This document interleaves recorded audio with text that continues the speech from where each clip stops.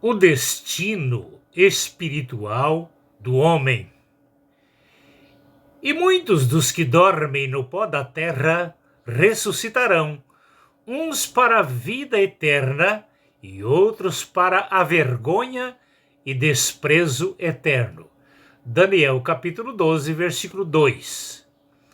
Daniel fala de duas ressurreições, a dos justos e a dos ímpios, como se fossem acontecer ao mesmo tempo.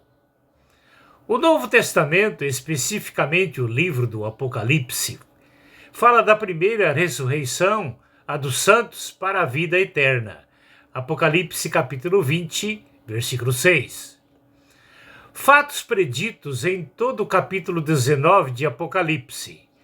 Fala da destruição da grande meretriz religiosa, Apocalipse 19, versículos 1 a 3. E Apocalipse capítulo 17 apresenta as características da Babilônia meretriz, que é o Vaticano. Apocalipse 19 fala do triunfo de Cristo sobre a Babilônia. Apocalipse 19, 4 a 6. Fala das bodas de Cristo com sua igreja. Apocalipse 19, versículos 7 a 9. Fala da segunda vinda de Cristo acompanhada de sua igreja. Apocalipse 19, versículos 11 a 16. Fala da mortandade dos inimigos de Deus quando Jesus pisar este planeta na sua segunda vinda. Apocalipse 19, versículos 17 a 21.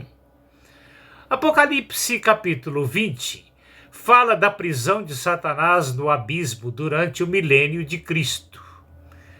Apocalipse 20, versículos de 1 a 3. Fala da primeira ressurreição para a vida eterna. Apocalipse 20, versículos 4 a 6, fala da soltura de Satanás no fim do milênio de Cristo. Apocalipse 20, versículo 7, fala das nações Gog e Magog em todo o planeta Terra reunida em torno de Jerusalém, a sede do milênio, para guerrear contra os santos. Apocalipse 20, versículos 8 e 9. Fala de Satanás lançado no lago de fogo, onde está a besta e o falso profeta.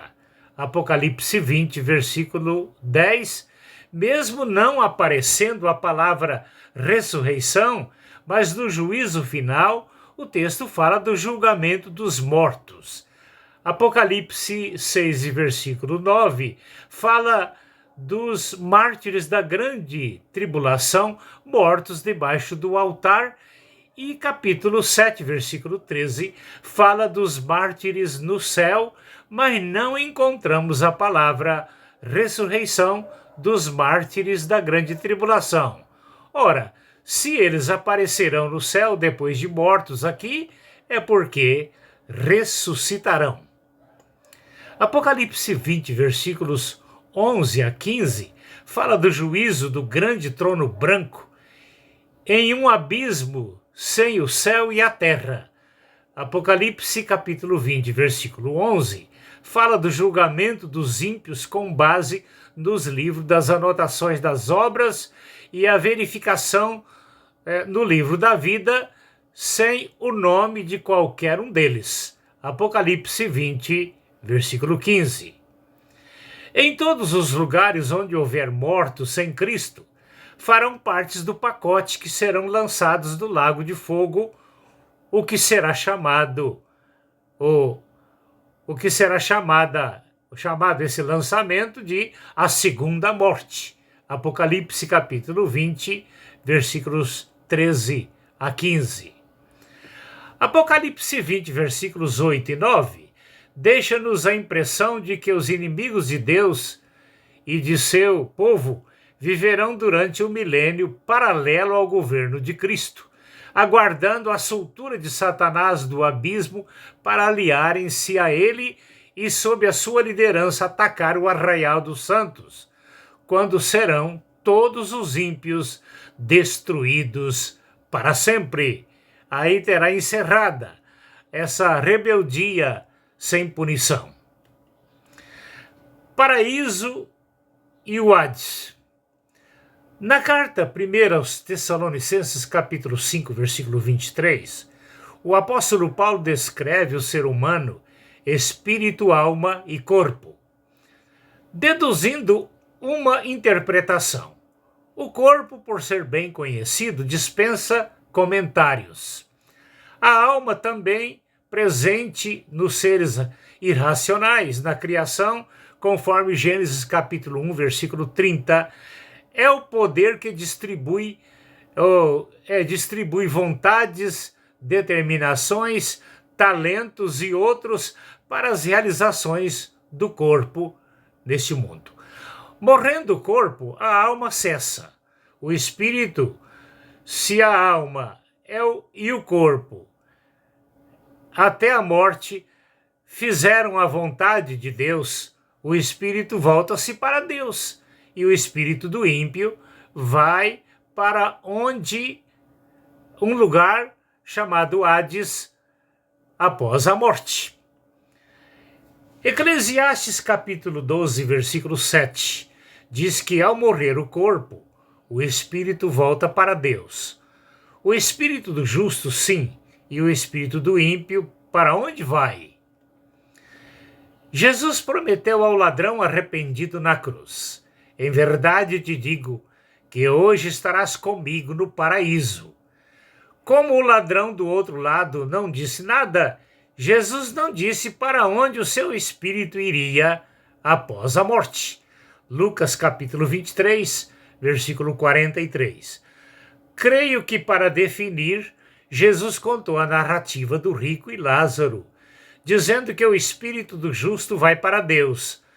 O seio de Abraão, Lucas capítulo 16, versículos 19 a 31, e o espírito do ímpio vai para o Hades, traduzido lugar dos mortos sem Cristo em tormentos. Lucas capítulo 16, versículo 23. Estevão, na hora da morte, disse: Senhor Jesus, recebe o meu espírito. Atos capítulo 7, versículo 59. O espírito não é sensível às dores físicas. Pelo que vemos nas erupções vulcânicas, o centro da Terra é um lago de fogo físico. Porém, o lago de fogo mencionado na Bíblia pode ser espiritual, e o tormento é uma espécie de peso de consciência, pois o espírito não é, como o corpo, sensível a dores físicas. O rico na narrativa disse: estou atormentado. E não disse: estou sendo queimado. Nestas chamas, se estivesse sendo queimado, de que adiantaria a ponta de um dedo molhado na língua? Deus, na figura do pai Abraão, lhe respondeu: lembra-te de que recebeste os teus bens em tua vida e Lázaro somente males. E agora Lázaro é consolado e tu atormentado. Lucas 16, versículos 22 a 24. Veja o sentido aqui, atormentado, no sentido da consciência. Creio que a comparação de Jesus do Hades com o fogo é o tormento de uma consciência pesada por estar longe de Deus e estar naquele lugar por sua própria escolha. E você, meu amigo, você escolheu ir para onde? Porque a escolha é tua, está nas tuas mãos, para a eternidade. Como o ladrão arrependido na cruz e tantos outros irem para o paraíso? Ou como o rico da parábola, da narrativa de Jesus, ir para o Hades, lugar de tormentos?